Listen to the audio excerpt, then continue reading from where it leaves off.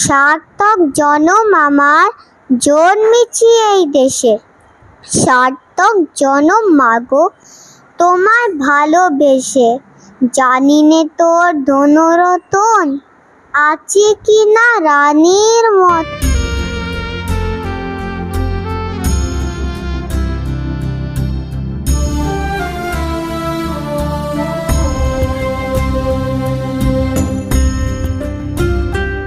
মৈত্রীতে আছি। আমরা এখানে আমাদের স্বাধীনতা দিবস পালন করছি এবং আজকে আমরা অনেক গল্প শুনবো, যে গল্প আমাদের আজ থেকে 75 বছর আগে যখন দেশ ভাগ হয়েছিল সেই সময়কার গল্প আমরা শুনবো, যেটা হয়তো খুব শিগগিরই আমাদের জীবন থেকে হারিয়ে যাবে। এসো আমরা গল্প শুনি। আজকে আমি আছি মনিকা মাসি, মনিকা বাসু। মনিকা বাসু আমাদের পাড়ায় বোধহয় খুব পুরনো, অনেক পুরনো। মনিকা মাসি, তুমি একটু বলো। আমি কি বলবো, আমি তো তখন বড়ই, যখন ইন্ডিপেন্ডেন্স হয়েছে তখন আমার জাস্ট স্কুল শেষ করব। আমার বাবা তখন শিলংয়ে পোস্টেড ছিলেন, তাই আমি তখন শিলংয়ে ছিলাম। তার আগেই 1946-এ কলকাতায় খুব বড় একটা রায়ট হয়ে গেল, ভীষণই বড়। সেইটার তখন অবধি রেমনেন্ট মানে মনে মনে ছিল অ্যাটলিস্ট সবার মধ্যেই। তাই ইন্ডিপেন্ডেন্সটা সবাই আমাদের খুবই আমরা আনন্দ করেছি, উৎসাহিত হয়েছি সব কিছুই। কিন্তু তখন আবার ওইখানে শিলংয়ে ছিলাম, তখন আসাম ছিল পুরো, এত 7 ভাগে ভাগ হয়নি তখন অবধি। তাই কিন্তু অ্যাসামিজরা একটুখানি বেঙ্গলিদের এগেনস্টে ছিল, অ্যান্ড জনগণমনের এগেনস্টে ছিল। এই জন্যে যে তারা বলছিল পাঞ্জাব ও সিন্ধু গুজরাট ও মারাঠা দ্রাবিড়ের উৎকল বঙ্গ, তার মধ্যে আসাম কোথায়, আসামের নেই কেন? এই দ্যাট ওয়াজ দেয়ার গ্রিভান্স। সেই জন্য তারা এখনো আছে সেটা। আর ততদিন এতদিন বলতো না, কেননা স্বাধীন ছিল না। তারপরে এইটা ওদের মধ্যে খুব বেশি এলো এবং ওইটা নিয়ে খানিকটা একটু কয়েকটা জায়গায় ইয়ে হয়েছিল, একটু অশান্তি মতো হয়েছিল আর কি। আর দেশ ভাগের তোমার কিছু মনে আছে মাসি? মানে যখন ওখানকার ওই ওপার বাংলার সবাই এলো, সেই সময়কার একটু কিছু বলো। সেইটা যেহেতু আমরা শিলংয়ে ছিলাম আমার বাবার কাজের জন্য, বাবা was in Indian north Deccan service, তাই জন্যে আমরা ঠিক সেই ইম্প্যাক্টটা পাইনি। কিন্তু আমি শুনেছি আমাদের বন্ধু বান্ধবদের কাছে, তাদের বাড়িতে অনেকে এসে গেছে তখন। আমার হাজব্যান্ড মানে ওইখানে তাদের আত্মীয়দের মধ্যে হঠাৎ, তারা হয়তো স্বামী স্ত্রী 2টি ছেলে মেয়ে নিয়ে রয়েছে, হঠাৎ ইনফ্লাক্স হলো বাংলাদেশ থেকে। মানে অনেকের কাছেই আমি শুনেছি তাদের পুরো জিনিসটা একবারে টপসি-টার্ভি হয়ে গেছিল কিছুদিনের জন্য অ্যাটলিস্ট। তারপরে তো আমরা স্টুডেন্ট ছিলাম, অল্প বয়স, তখন আমরা এটা নিয়ে অত ডিপলি হয়তো ভাবিনি যতটা আমাদের ভাবা উচিত ছিল, হয়তো অতটা ভাবিনি। কিন্তু হয়েছে আমাদের চেনাশোনার মধ্যে, আত্মীয় স্বজনের মধ্যে। আমার মামার বাড়ি বরিশালে। আমার দাদু খুব একজন মানে খুবই নামকরা উকিল ছিলেন ওইখানে। নেতাজি সুভাষ বসু গিয়ে তার বাড়িতে উঠেছেন, এরকম খুবই ইয়ে ছিলেন। সেই রকম লোক তাদের একেবারে পুরো উৎখাত হয়ে তারা কলকাতায় একটা ছোট্ট ফ্ল্যাটে এসে উঠলেন। উনি আর বাঁচলেন না বেশি দিন, এতটা নিতে পারেননি, এতটা ট্রমাটাইজড এতটা। আমাদের নিজেদের মধ্যে এটা হয়েছে, আমি জানি সেটা। এরকম স্পোরাডিক অনেক কেসেস আছে। গায়ত্রী মাসি আমাদের আরেকজন সুপার সিনিয়র, সুপার ইয়াং, আমাদের একজন মৈত্রী মাসি। অনেক আগে আমরা এখানে। আচ্ছা, একটু গল্প বলো তাহলে, দেশভাগের সময়কার কিছু গল্প বলো। দেশভাগের সময় আমি তো ইন্ডিয়াতে। আচ্ছা, তুমি ইন্ডিয়াতে এসে গেছিলে। তোমাদের কোনো আত্মীয় পরিজন, বন্ধু বান্ধবের কোনো গল্প মনে পড়ে? দাদা ছিলেন, আমার দাদা ছিলেন।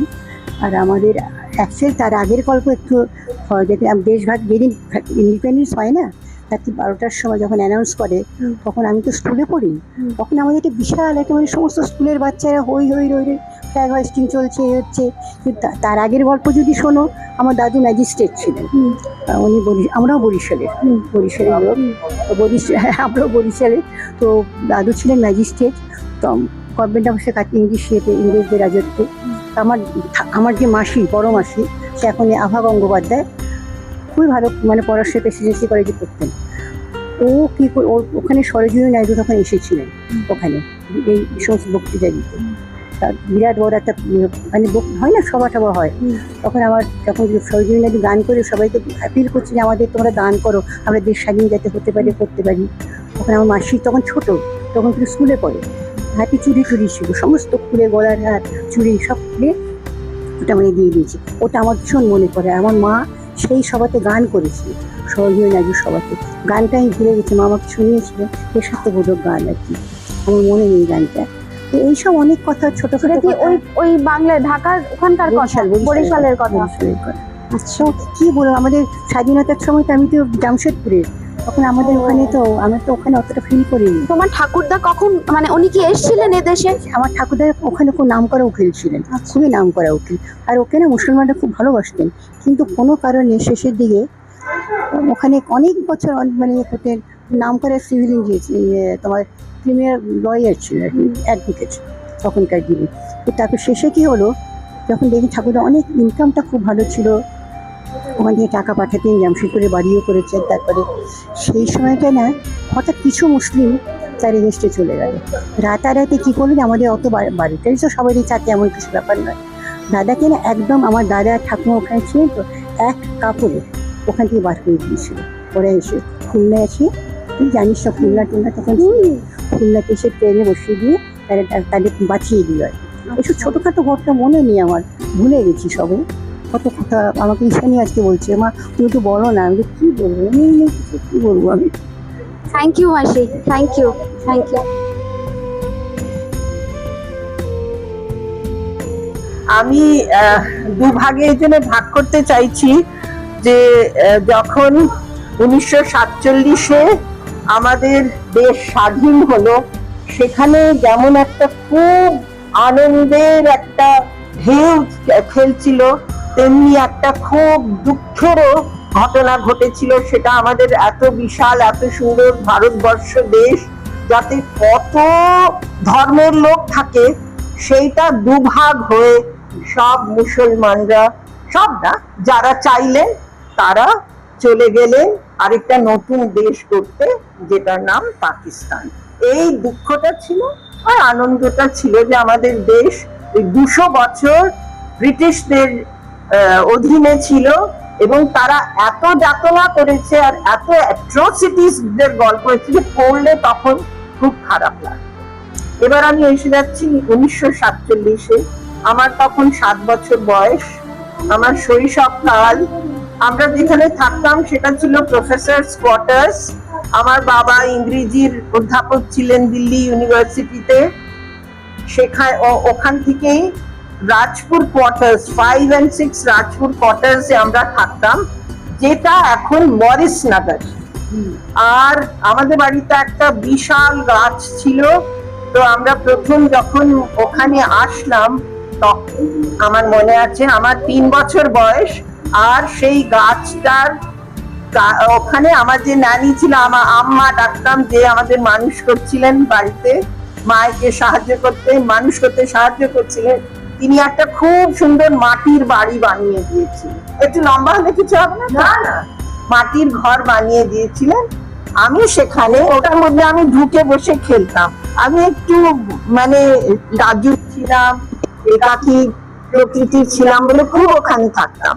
তারপর আমাদের পাশের বাড়িতে আস্তে আস্তে আমি দেখলাম আমাদের নেবার, প্রথম যিনি আমাদের পাশে থাকতেন, আমাদের প্রতিবেশী ছিলেন, তিনি ছিলেন প্রফেসর চৌধুরী। প্রফেসর চৌধুরীর মেয়ে আসমা আমার খুব বন্ধু হয়ে গেল।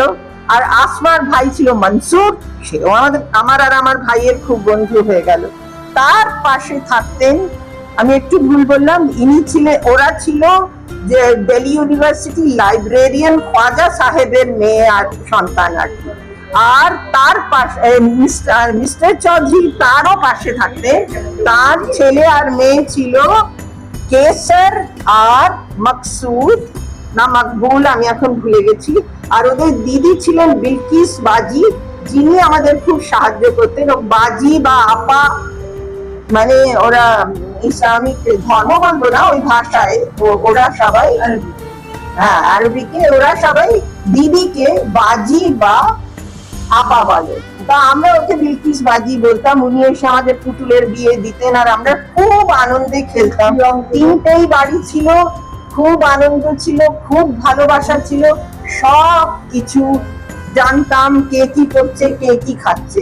এমনও হতো যে একটা বাড়িতে, তিনটে বাড়ির মধ্যে যে বাড়িতে বিকেলে আছি হয়তো ছুটির দিনে, রোববার বা কোনো ছুটিতে, তখন সেই বাড়ির মাই সবাইকে এক গ্লাস দুধ বিকেলে দিয়ে, ফল দিয়ে বলতেন যাও সবাই খেলতে চলে যাও, ওই যে আমাদের বড় মাঠ, সেখান থেকে যেই রাস্তার আলো জ্বলবে তখন দৌড়ে দৌড়ে সবাই একসঙ্গে বাড়ি ফিরে আসবে, আর তারপর কেউ কারুর বাড়ি ঢুকবে না, যে যার বাড়িতে ঢুকবে গিয়ে হোমওয়ার্ক করবে। এইভাবে আমরা অত্যন্ত আনন্দে ছিলাম। তারপর তো কি আর বলবো, দেশ বিভাজনের সময়টা ওই সেই সময়ই আসলো। আর কি হলো, 1947-এর সেই দিনটায় আমার আজও চোখে জল আসছে ভাবতে, কারণ আমার 7 বছর ছিল, আমার শৈশব কাল ছিল, মনটাও কত নরম ছিল। আমি দেখলাম ঘুম ভেঙে গেল, ভীষণ জোরে বাইরে আওয়াজ হচ্ছে ইউনিভার্সিটি পাড়ায়। তখন আমি তাড়াতাড়ি জানলায় গিয়ে দাঁড়িয়েছি, দাঁড়িয়ে বাইরে দেখেছি যে সেই বছরই আমার মা, সিমলা আমরা বেড়াতে গিয়েছিলাম গ্রীষ্মের সময়, সবার জন্য নিচের লাক্কার বাজার থেকে ছোট ছোট কাঠের আলমারি, পুতুল খেলার জন্য ছোট্ট একটা ড্রেসিং টেবিল, ছোট্ট একটা সোফা সেট, ছোট্ট একটা ডাইনিং সেট, এগুলো 3 রঙের 3টে কিনেছিলেন। একটি আমার, একটি কেসারের, একটি আসমার। সেই নিয়ে আমরা সবসময় অনেক সময় এক জায়গায় খেলনা এনেও খেলতাম। জন্মদিনে যে বই পেতাম, ছুটির দিনে সে যার বাড়িতে আছি সেখানে পড়তাম। খুবই আনন্দের সময় ছিল। আর আমার মা বাবাদের সকলের সঙ্গে খুব ভাব ছিল। ঈদের সময় আসতো, কিন্তু আমার মা মাংস খেতেন না, কিন্তু আমাদের কখনো বলেননি যে ওদের বাড়িটা খেয়েও না। কিংবা মা অনেক রকম নারকেলের মিষ্টি করতে জানতেন, সেটা যেত দশেরার সময়, বিজয়ার সময় ওরা সবাই খেতেন, আনন্দ করে চলত। এত আনন্দের সময় ছিল, আমরা তো নিজেদের মধ্যে খেলা করছি আর কারোর মা বাবার দিকে তো তাকাচ্ছি না। এই করতে করতে আমি যখন সকালে সে দেখলাম যে এক গাদা ছেলে আসছে, আমার আর কিছুতে দুঃখ হলো না, খালি দুঃখ হলো যে সে খেলনাগুলো লুটপাট করে নিয়ে চলে যাচ্ছে। তখন ভীষণ জোরে কেঁদে উঠেছি। মা দৌড়ে এসছেন, কি হয়েছে কি হয়েছে? মা দেখেছো ছেলেরা সব আসমার কেসারের খেলনা নিয়ে গেছে। কি হয়েছে মা? ওরা কোথায়? আসমা, কেসার, ওরা সব কোথায়? বলে বলছি তুমি শান্ত হও, চলো। মা খালি বললেন যে they all left this place under the cover of night। এবং খাজা সাহেব যাবার সময় তার কুরআন শরীফটা এসে আমার বাবাকে বললেন, ডক্টর দত্ত এই কুরআন শরীফটা আপনি রেখে দিলেন, পালাচ্ছি বলে পালিয়ে গেলেন। তারপরে ওদের জায়গা করা হয়েছিল লালকেল্লার কাছে, যারা পাকিস্তানের জন্য অপ্ট করেছিল। এবং ওরা তারপরে কিছুদিন পরে খাজা সাহেব এসেছিলেন নিজের ওটা নিতে। আমার মনে হচ্ছে ওই বাড়িগুলো না এত সুন্দর ছিল, সামনে বাগান, পিছনে উঠোন, সব প্রফেসর স্পটের গুলো। না না, মরিস নগরে। তো সেখানে উনি হঠাৎ আমাদের যে মানুষ করেছিল এবং আমাদের বাড়িতে যিনি রান্না টান্না করতেন, রামস্বরূপ নাম ছিল, ওরা দৌড়ে এসে বলছে, বাবুজি খ্বাজা সাহেব কো ভেজো, বহুত সারে লড়কে হামারে ঘর কি তরফ আ রহে হ্যাঁ। তখন জুতো চটিটা নিজের ছেড়ে চলে গিয়েছিলেন এবং খ্বাজা সাহেব সাইকেল চালিয়ে একেবারে 3 গুণ স্পিডে তক্ষুনি নিজের কোরআন শরীফ নিয়ে চলে গেলেন।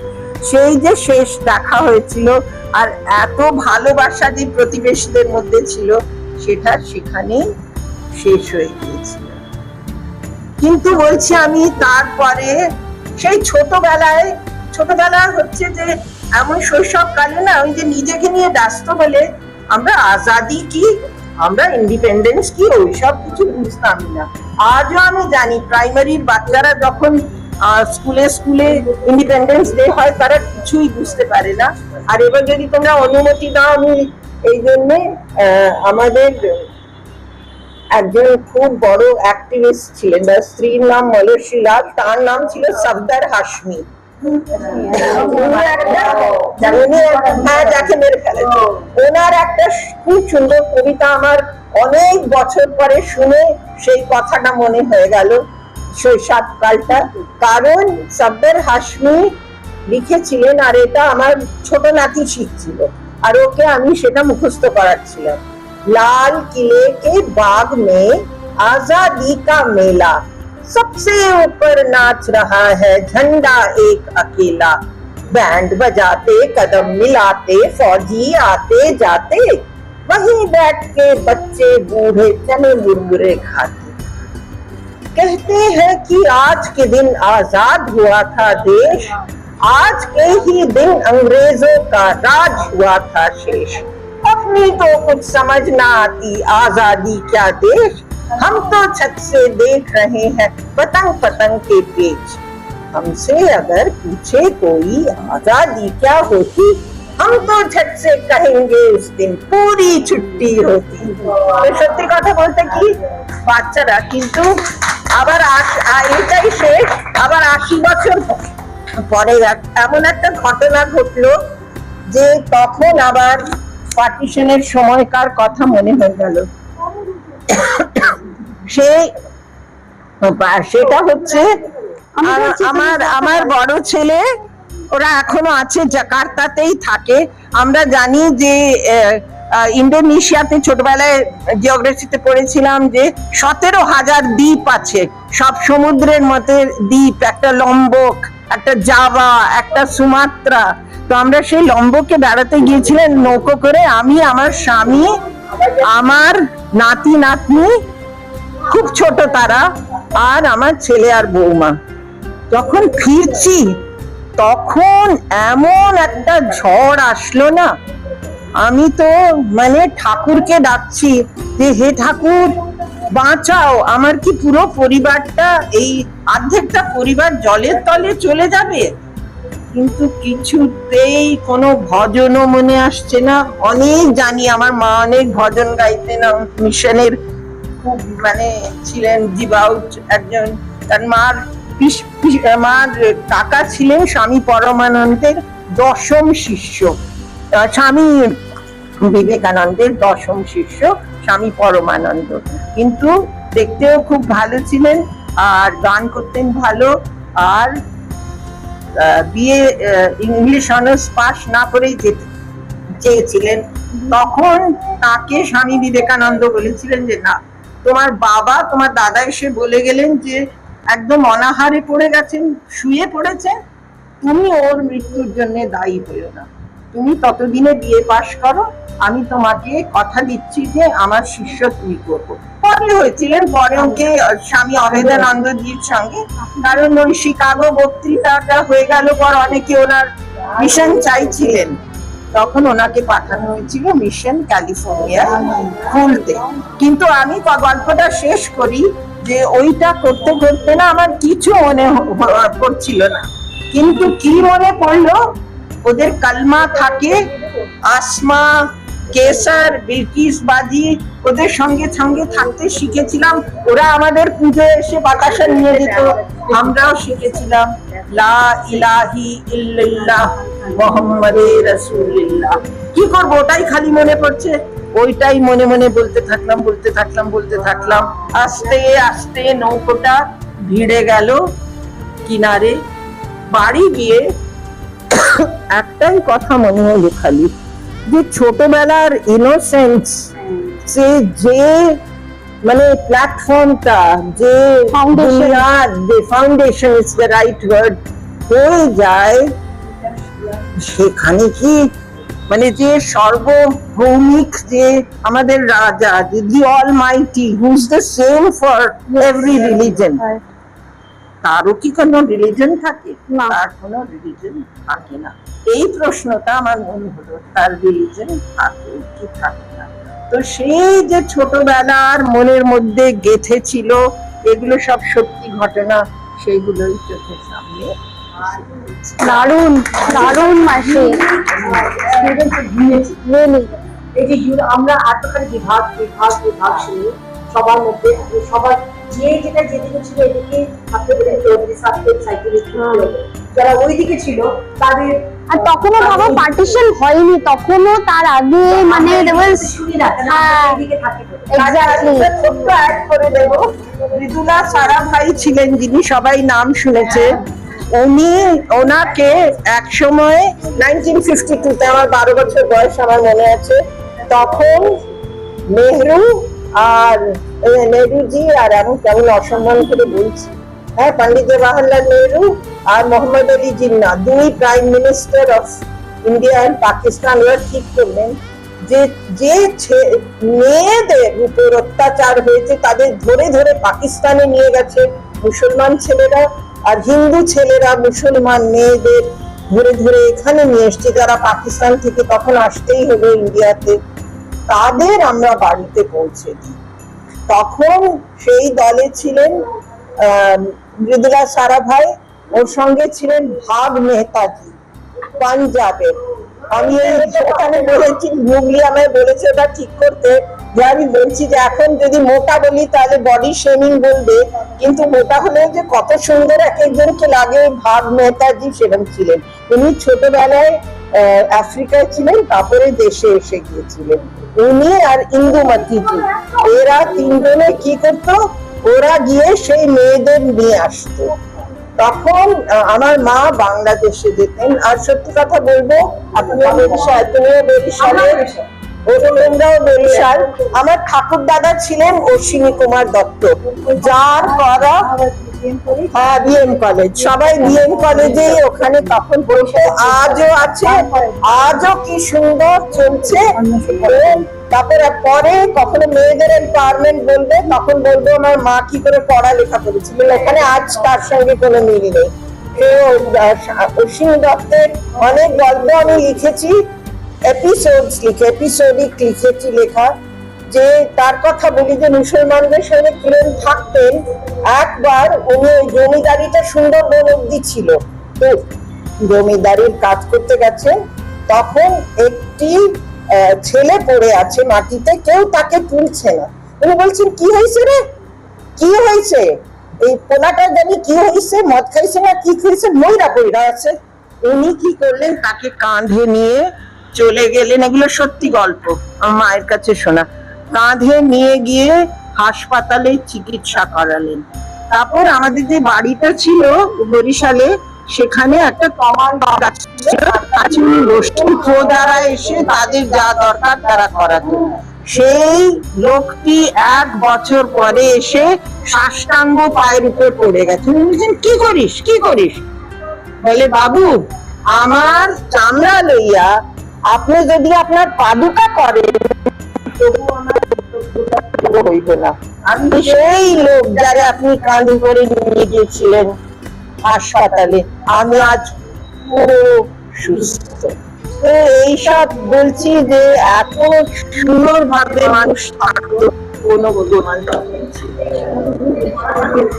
এগুলো তো করানো হয়েছে। হ্যাঁ, শ্রীমতী চক্রবর্তী, তোমরা ওপার বাংলা থেকে এসেছিলে বোধহয়। আমি, আমার বাবা স্বাধীনতার আগে এসে গেছিলেন, কিন্তু যেটা আমি এখন বলছি অ্যানেকডোটটা, সেটা আমার মা রিলেটেড। 1947-এর মেতে আমার বাবা আর মা দিল্লি চলে আসেন। বাবা গভর্নমেন্টে জব পেয়েছিলেন, তখন গভর্নমেন্ট মানে ইন্ডিপেন্ডেন্স হবার আগে অফিস থেকে সবাইকে ফ্ল্যাগ দেওয়া হয়েছিল টানাবার জন্য, 15 আগস্টে টানাবে বলে। তো ফ্ল্যাগ পেয়ে আমার মা তো অত্যন্ত খুশি যে ফ্ল্যাগটা মা ওয়েট করছে 15 আগস্টের জন্য। তো আগের দিন মা সন্ধ্যেবেলা ফ্ল্যাগটাকে টানাবার চেষ্টা করছে। আচ্ছা, সেই সময় বাবা ইমিডিয়েটলি কোনো মানে মা বাবারা বাড়ি পায়নি বলে আমরা কাকার বাড়িতে ছিলেন। কাকা ছিলেন কট্টর কমিউনিস্ট। তো যখন ফ্ল্যাগটা মা টানাচ্ছে, তখন আমার কাকা এসে বললেন, বৌদি আমার বাড়িতে এসব চলবে না, এসব স্বাধীনতা সব বাজে, এগুলো কি বলে, হ্যাঁ, ক্যাপিটালিস্ট ক্লাসের স্বাধীনতা, দেশের আসল মানুষ পায়নি, টানাবেন না। তো মা আর কি করবে, কাকার বাবা বললো থাক, বারণ করছে টানিও না। তো মা তো মন টন খারাপ হয়ে গেল, তো হয়ে গেল টানানো। 1 বছর পর যখন নেক্সট ইন্ডিপেন্ডেন্স ডেটা এলো, তখন ততদিনে বাবা কোয়ার্টার পেয়ে গেছেন। তখন মা বাবাকে দিয়ে একটা ফ্ল্যাগ কিনিয়ে মা 2টো ফ্ল্যাগ টানালো বাড়িতে, ওটাকে মানে মেকআপ করার মেকআপ জন্য। করার জন্য। যাই হোক, এটুকুনি আমি বলার ছিল, মা বলতো গল্পটা প্রায়। সুইট গল্পটা, ভেরি সুইট।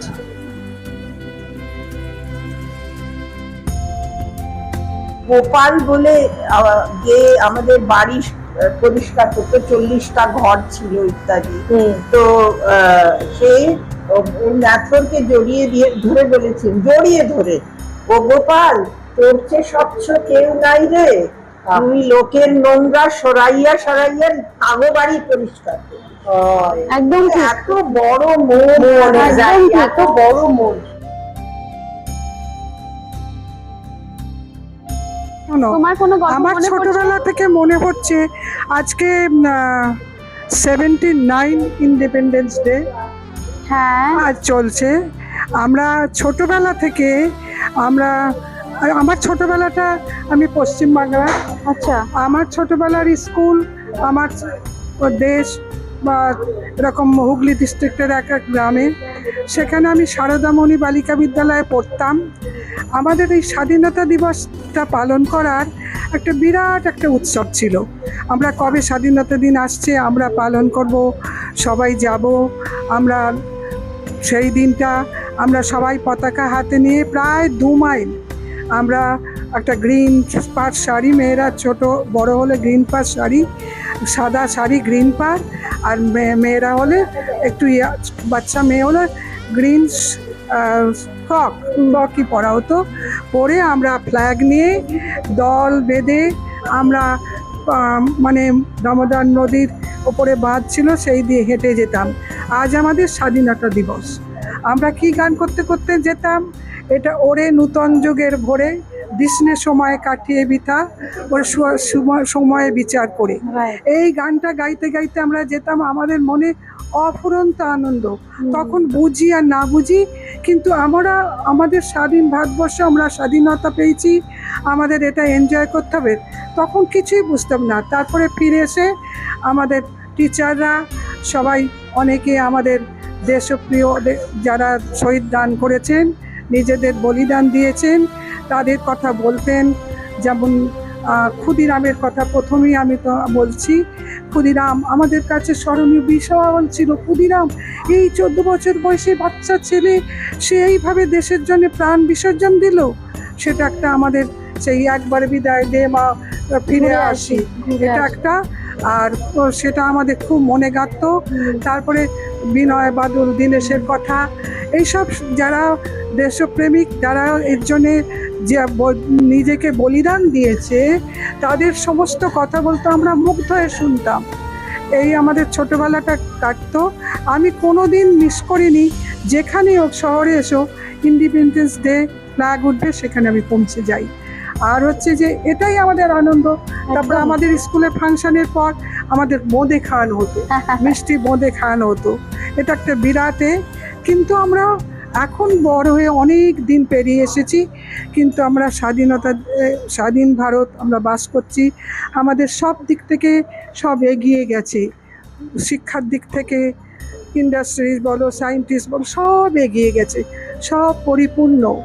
আমরা স্বাধীন, আমাদের স্বাধীন। আমরা বলছি আকাশের তলা আমি বাঁচতে পারি, আমার জল সমস্ত আছে, আমার বায়ু সবই সমস্ত আছে আমার চারিদিকে।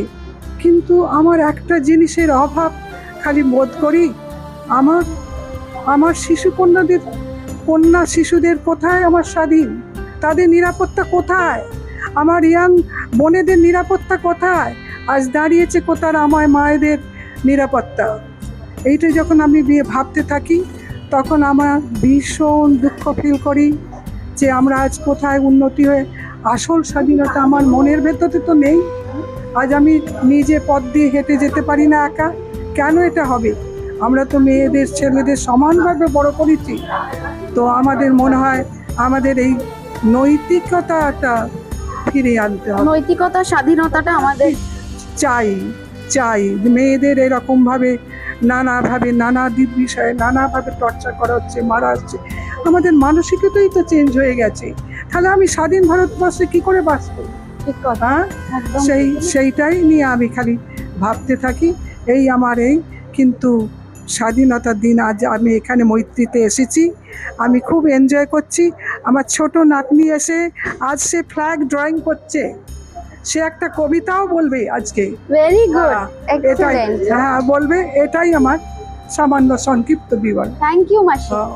কবিগুরু রবীন্দ্রনাথ ঠাকুরের সার্থক জনম আমার মতন, শুধু জানি আমার অঙ্গ জোড়ায় তোমার ছায়ায় এসে, কোন বনেতে জানি নে ফুল গন্ধে এমন করে আকুল, কোন গগনে ওঠে রে চাঁদ এমন হাসি হেসে, আঁখি মেলে তোমার আলো প্রথম আমার চোখ জোড়ালো, ওই আলোতে নয়ন রেখে মুদবু নয়ন শেষে।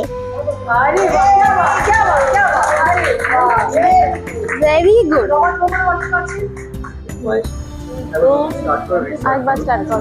তো আমার বাবা লিখে গেছেন আর কি, তো আমি চন্দ্রলেখায় বলেছিল যে লিখে যেতে না আমরা জানতে পারবো। নিশ্চয়ই। তো বাবা লিখে গেছে যে সেদিনকে দিনটা ভীষণ একটা আমাদের আনন্দের দিন ছিল। আমরা দেবদারু পাতা দিয়ে গেট বানিয়ে তারপরে মানে সেই ঠেলা গাড়ি করে দেবদারু পাতা আনলাম, অনেক অনেক, সেটাকে সাজানো হবে। সব ছেলেদের বলা হলো তোরা গেট বানাবি, স্টেজ বানাবি, তো সব ইয়ে করে রাত্রি 12টার সময় বোধহয় যেটা হয়েছিল না সেইটা। তো ওই সময় তো বাবা খুব ভালো গান গাইতেন, ওই সময় ভীষণ বাবা ভালো গান গাইতেন। বাবা তো পরে রেডিও আর্টিস্ট লাইভ করতো, রেডিও আর্টিস্ট ছিলেন নির্মল ঘোষাল। তো ওই সময়টা অনেকে চিনবে বাবা। তো বাবা তো ওইখানে মানে সেই গেট সাজানো হলো, স্টেজ সাজানো হলো, তো সবাই মিলে সেখানে গান বাজনা, বাবাকে তো স্পেশাল, তো বাবা মানে দেশাত্মবোধক গান সমস্ত করলেন। তো বাবা ওটা লিখে গেছে, ওটাই আমার মানে ভাবলে এত ভালো লাগে যে ওই সময় ওই দিনটা কিভাবে তিনি মানে এনজয় করেছিলেন। Very nice, so sweet. এখন আমরা যাব। তো এটা আমার মা শিবানী সমাদ্দার, আমি ওনার হয়ে বলছি, কেন ওনার আমি ছোট বয়সে মা অনেক গল্প বলতেন আমাদের। তো আমি ওই দুপুরবেলা বসে উল্টো হয়ে শুয়ে শুয়ে মায়ের কাছে গল্প শুনতাম। তো মা, আমার বাবা বরিশালের, আমার মা ঢাকার, আসলে আসলে কিন্তু বরিশালে তারপর ঢাকায় এসেছিলেন। তো আমি কাটিং ইট শর্ট, তাহলে মায়ের কাছ থেকে কয়েকটা গল্প যেটা আমার খুব খুব মনে আছে। আমার মায়ের আমার দিদিমার বাবা, উনি খুব মানে উন্মুক্ত ছিলেন, ইন দ্য সেন্স ওই টাইমে তখন জাত বিচার হতো অনেক বেশি, ম্যাথর আসতো, টাট্টি মানে খাটা পায়খানা টাট্টি মাথায় করে নিয়ে যেত। তো আমার দিদিমা বলেছিলেন যে একদিন ওই ভদ্রলোক মানে যে ম্যাথর, সে টাট্টিটা তুলতে পারছে না, তো আমার দাদু আমার দিদিমার বাবা ওইটা তুলে নিয়ে গিয়ে মাথায় তুলে সাহায্য করলেন। তখন তাকে দিদিমা বলেছিলেন যে বাবা তুমি ওই টাট্টিগুলো তুললে ছুলে তোমার তো জাত চলে যাবে, শুনেছে যেটা। বললে বাবা আমাদের টাট্টিটা ওরা মাথায় করে নিয়ে যাচ্ছে, আমি একটা ছুঁয়ে ওকে সাহায্য করতে পারবো না।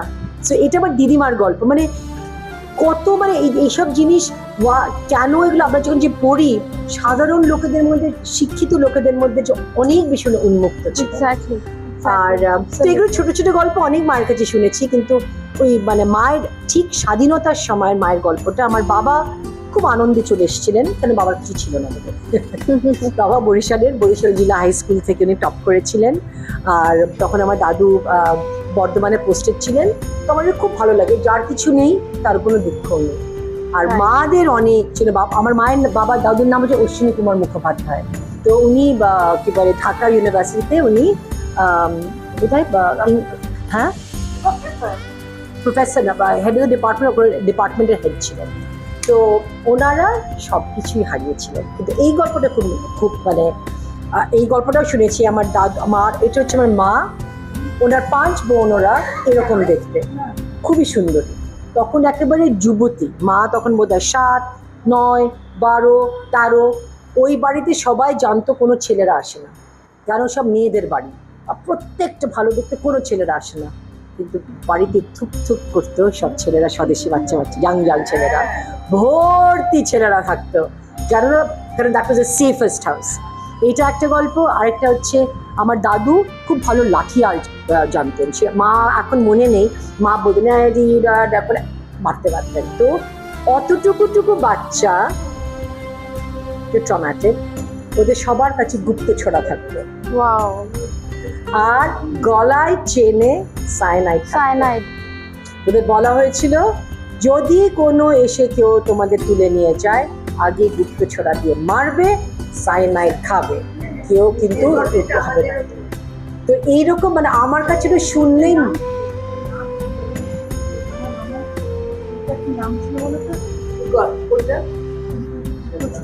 গুপ্তছড়া আছে। এখন আমাদের এখন মায়ের আলমারিতেও গুপ্ত বিয়েতে পা পেয়েছিলেন। তখন আমার কাছে মনে হচ্ছে যে এটা খুব ট্রমাটিক, একটা ছোট্ট বাচ্চাকে শেখানো, but that was a reality. আর তারপরে আরেকটা হচ্ছে যে মা খুব ভালো প্রতিষ্ঠিত বাড়ি থেকে এসেছিলেন। তারপর ওরা যখন এই দিকে আসলেন, আশ্রিত হলেন কারুর বাড়িতে, মায়ের কাছে গল্প শুনেছি খুব লম্বা বারান্দা, মাথায় আছে আবরু, সাইডে নেই। না, কলকাতায়। তো আমরা মারা পুরো কলকাতায়। মা সবচেয়ে ছোট বলে একেবারে কোনায় বসেছিলেন, বৃষ্টি আসছে, ফ্রকটা তুলে গায়ে দিয়েছে। মানে আমার এটা জাস্ট ভিজুয়ালি একটা খুব ভালো বাড়ির মেয়ে যে কিছু জানে না, 10টা বাড়ি হারিয়ে একটা আশ্রিত লোকেদের বাড়িতে ফ্রক তুলে বসে আছে যে বৃষ্টিটার জন্য। সো ছোটবেলা ইটস নট যে ওরা গরুর গাড়ি করে এসছে, ওরা প্লেনে করেই এসছে, কিন্তু নতুন করে পুরো জীবনটা আবার আরম্ভ করতে হবে, গোছাতে হলো, করতে হলো। অনেকেরাই পারেনি। আমার মায়ের এই দাদু যিনি বলেছে মাথায়, উনি আর নিতে পারেননি, হার্ট অ্যাটাকে মারা গেলেন, খুব তাড়াতাড়ি মারা গেলেন। কিন্তু মারা আস্তে তারপরে অফকোর্স ইন্টিগ্রেটেড হয়ে গেলেন। তো অনেক ছোট ছোট গল্প আমি বেশি শুনতাম না, কিন্তু এই গল্পগুলো আমার মাথায় গেঁথে গেছে, সবার কাছে শোনা গল্প। মা, তুমি কিছুদিন বলতে চাও? তুই বলবো। আচ্ছা, কয়টা পয়েন্ট?